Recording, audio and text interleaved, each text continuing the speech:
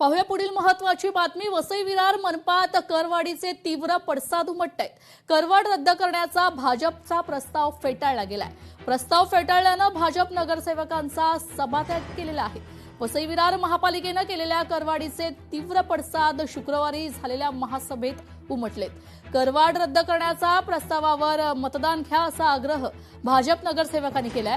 तर हा प्रस्ताव रद्द करण्यासाठी राज्य शासनाकडे पाठवावा अशी महापौरांनी भूमिका घेतली आहे। मात्र भाजपने सभागृहात या मुद्द्यावरून गोंधळ घातल्यानं महापौर अजू पाटील यांनी भाजपचा प्रस्ताव रद्द केलाय। त्यामुळे संतप्त झालेल्या भाजप नगरसेवकांनी सभात्याग केला। वसईकरांना पाणी नाही, सांडपाणी सुविधा नाही, तर पाणी आणि मलजल सुविधा कर लादले आहेत, त्याला आमचा विरोध आहे असे विरोधी पक्षनेते मनोज पाटील यांनी सांगितलं।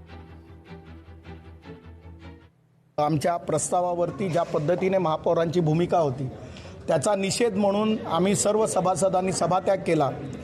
एका बाजूला पाणी पुरवठ्याच्या संदर्भात नागरिकांच्या प्रचंड तक्रारी आहेत।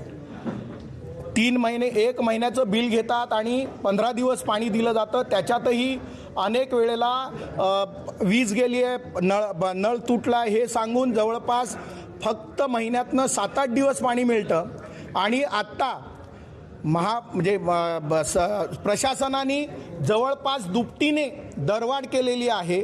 महापौरांनी नियमाचा भंग करून तो प्रस्ताव फेटाळल्याचं सांगितलं आणि त्याचा निषेध म्हणून आम्ही सभात्याग केला। त्यांनी सभात्याग करून निघून गेले।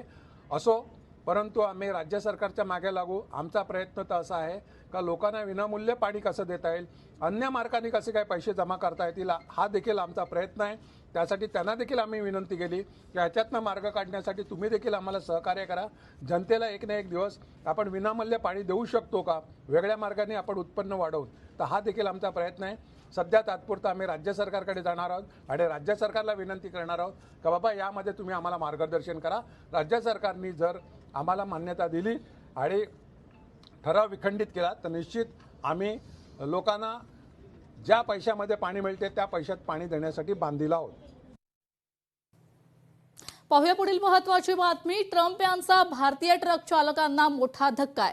अमेरिकेत 1.5 लाख नोकऱ्यांवर संकट आलेलं आहे। ट्रक चालकांच्या रोजगारावर संकट निर्माण होण्याची शक्यता वर्तवण्यात येते। स्थलांतरित ट्रक चालकांऐवजी माजी सैनिकांना ट्रक चालक म्हणून नियुक्ती करण्यात आलेली आहे। अमेरिकेचे राष्ट्राध्यक्ष डोनाल्ड ट्रम्प यांनी स्थलांतरित ट्रक चालकांऐवजी अमेरिकन लष्करातील माजी सैनिकांना ट्रक चालक म्हणून नियुक्ती करण्याची घोषणा केली आहे। या निर्णयामुळे अमेरिकेत कार्यरत असलेल्या पंजाब आणि हरियाणातील सुमारे 1.30 ते 1.50 लाख भारतीय ट्रक चालकांच्या रोजगारावर संकट निर्माण होण्याची शक्यता आहे।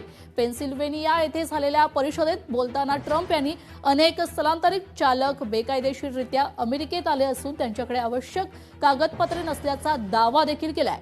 तसेच अवैध आणि विदेशी ट्रक चालकांविरोधात लवकरच मोठी कारवाई केली जाणार असल्याचं देखील त्यांनी सांगितलंय। दरम्यान नॉर्थ अमेरिकन पंजाबी ट्रकर्स असोसिएशनच्या माहितीनुसार अमेरिकेतील ट्रक चालकांमध्ये पंजाब आणि हरियाणातील चालकांची संख्या मोठी असून ट्रम्प यांच्या नव्या योजनांचा सर्वाधिक फटका त्यांनाच बसण्याची शक्यता आहे।